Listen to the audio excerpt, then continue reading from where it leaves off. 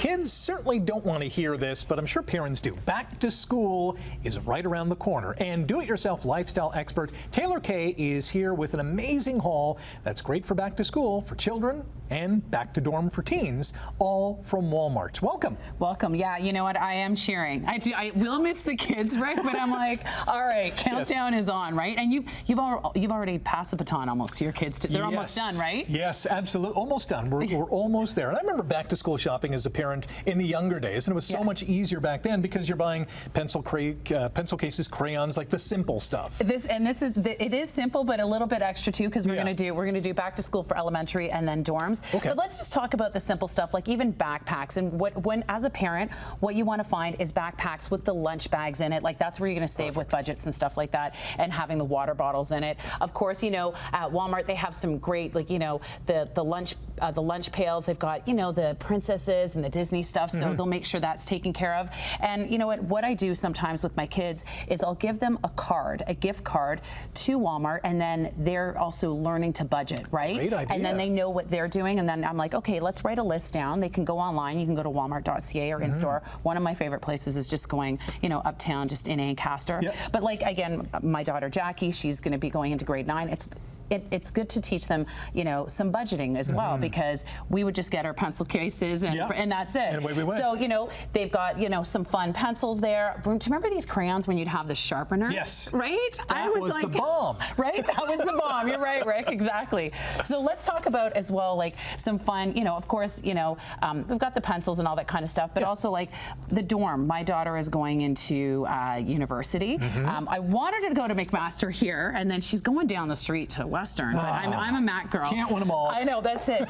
But you know what? Having some great dorm supplies, and I love that if there's a one-stop shop, you know, having some great blankets. And again, I gave her a gift card saying, okay, this is your amount that you can use. But like fun little pillows. They have hydraulic desks also at Walmart. What I actually wanted it for myself, and my daughter budgeted that for herself. I'm like, what? You press a button and it just goes up and down, and I like it. And I'm like, can I put a treadmill under that too, so I can do a little workout? I don't know. 2 in 1. Yeah. Let's talk about decor is important because you want it to feel like home.